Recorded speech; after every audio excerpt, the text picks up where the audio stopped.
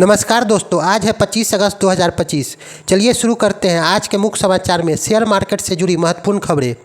Weekly आधार पर बाजार इस हफ्ते बढ़त के साथ बंद होने में कामयाब रहा।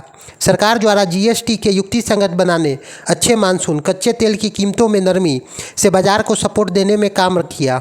22 अगस्त को समाप्त हुए इस हफ्ते में बीएसई सेंसेक्स 709.19 अंक या 0.87% की बढ़त के साथ 81,306.85 के स्तर पर बंद हुआ।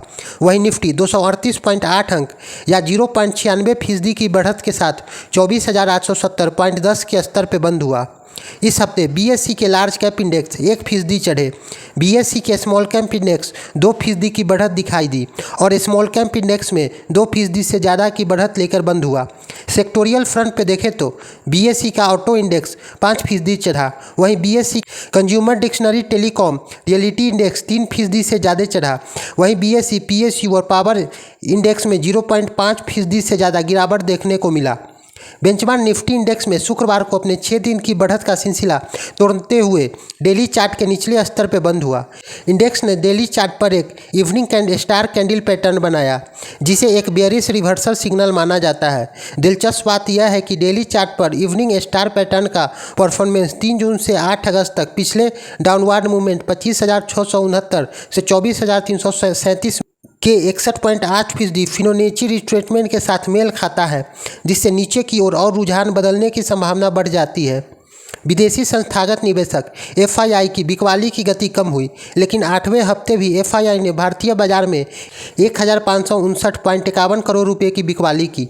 वहीं दूसरी ओर घरेलू संस्थागत निवेशक डीआईआई ने लगातार 18वें हफ्ते अपनी खरीदारी जारी रखी और 10,388.23 करोड़ रुपए की खरीदारी की।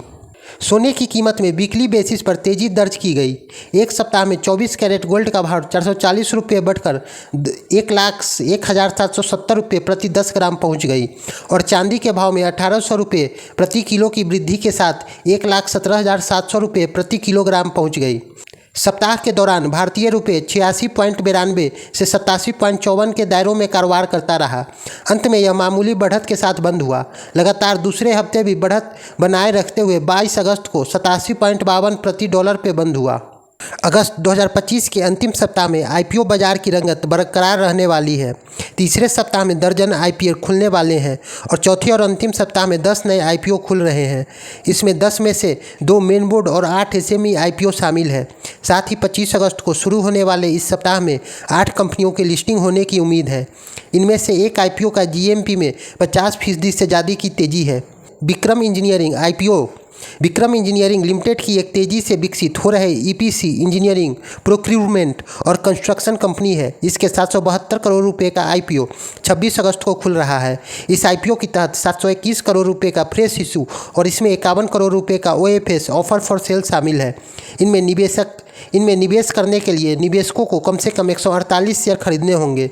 इसके लिए 14,356 रुपये निवेश करने की आवश्यकता है। इसका प्राइस बैंड 92 से 97 रुपये प्रति लॉट है। लॉट साइज 148 शेयरों का है। इसकी लिस्टिंग एनएससी और बीएसई पर होगी। इसकी फेस वैल्यू 1 रुपये प्रति शेयर है। विक्रम इंजीनियरिंग आईपीओ का जीएमपी 115 रुपये पर लिस्ट हो सकती है, जो लगभग 19% की बढ़त के साथ है। Anlon health care IPO pharma intermediates और एक्टिव फार्मास्यूटिकल एग्रीगेट्स एपीआई बनाने वाली कंपनी एनलॉन हेल्थ केयर का आईपीओ 26 अगस्त को खुल रहा है। इसके जरिए कंपनी बाजार में 121.03 करोड़ रुपया जुटाएगी। इसमें सभी शेयर फ्रेश इशू होंगे। हर निवेशक को 164 शेयर खरीदना होगा। इसके लिए कम से कम 14,924 रुपये निवेश करना होगा। इसका प्राइस बैंड 86 से 91 रुपये प्रति लॉट है और लॉट साइज 164 शेयर का है। इसकी लिस्टिंग एनएससी और बीएसई पर होगी और इसका फेस वैल्यू 10 रुपये प्रति शेयर है। तो इस हफ्ते खुलने वाले कुछ SME IPO NIS management IPO NIS management का आईपीओ 25 से 28 अगस्त के बीच खुला रहेगा। इसमें 60.08 करोड़ रुपए का ये आईपीओ है। इसमें 51.75 करोड़ रुपए फ्रेश इशू और 8.26 करोड़ रुपए का ऑफर फॉर सेल होगा। इसका प्राइस बैंड 105 से 111 रुपये प्रति शेयर है। लॉट साइज 1200 शेयरों का है। इसका जीएमपी 7 रुपये था, जो 6.31% की मामूली तेजी है। ग्लोबिटियर इन्फोटेक आईपीओ 25 अगस्त से 28 अगस्त के बीच खुला रहेगा। इसमें 31.05 करोड़ रुपए का फिक्स प्राइस इशू है। इसका प्राइस बैंड 72 रुपये प्रति शेयर है और लॉट साइज 1600 शेयर का है। सतवा इंजीनियरिंग कंस्ट्रक्शन IPO, यह IPO 26 अगस्त से 29 अगस्त के बीच खुला रहेगा। इसकी कुल राशि 35.38 करोड़ रुपए के लिए 0.47 करोड़ नए इक्विटी शेयर जारी होंगे। इसका प्राइस बैंड 70 से 75 रुपये प्रति शेयर है और लॉट साइज 1600 शेयर का है। इसका GMP 15 रुपये था। इस आधार पर 20% प्रीमियम के साथ 90 रुपये पर लिस्ट हो सकता है। करेंट इन्फो प्रोजेक्ट IPO, यह 26 अगस्त से 29 अगस्त के बीच खुला रहेगा। इसका IPO साइज 41.80 करोड़ रुपये का है और इसका प्राइस बैंड 76 से 80 रुपये प्रति शेयर है। लॉट साइज 1600 शेयर का है।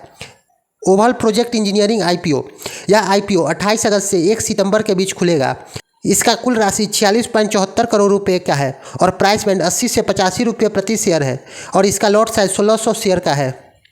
एब्रिल पेपर टेक IPO, 29 अगस्त से 2 सितंबर के बीच ये IPO खुलेगा और इसमें कुल 13.42 करोड़ रुपए का ये IPO साइज है। इसका इशू प्राइस 61 रुपये प्रति शेयर है और लॉट साइज 2000 शेयर का है। स्नेहा ऑर्गेनिक्स IPO, 29 अगस्त से 2 सितंबर के बीच इसका IPO खुलेगा। इसकी कुल राशि 32.68 करोड़ रुपए का है। इसका प्राइस बैंड 115 से 122 रुपये प्रति शेयर है और लॉट साइज 1000 शेयरों का है। अगस्त के आखिरी सप्ताह में निवेशकों के लिए डिविडेंड और बोनस से जुड़े कई अहम कॉर्पोरेट एक्शन करने वाली है। HDFC bank, Vedanta, TVS motor, Zee cinemas जैसी बड़ी कंपनियां शेयर इस हफ्ते एक्स डेट और रिकॉर्ड डेट पर कारोबार करेगी। 25 अगस्त सोमवार को कई कंपनियां अपने डिविडेंड और दूसरे कॉर्पोरेट एक्शन के लिए रिकॉर्ड डेट तय की है।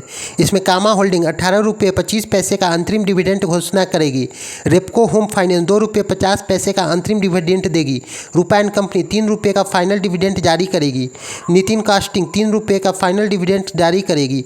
इसके अलावा सिलिकॉन ने अपने बोनस इशू 2:25 के लिए 25 अगस्त को रिकॉर्ड डेट तय किया है। तो ये थे आज के शेयर मार्केट के बड़े अपडेट। अगर आपको ये जानकारी पसंद आई हो तो वीडियो को लाइक करें, शेयर करें और हमारे चैनल को सब्सक्राइब करें। कल फिर मिलेंगे मार्केट की ताज़ा अपडेट के साथ।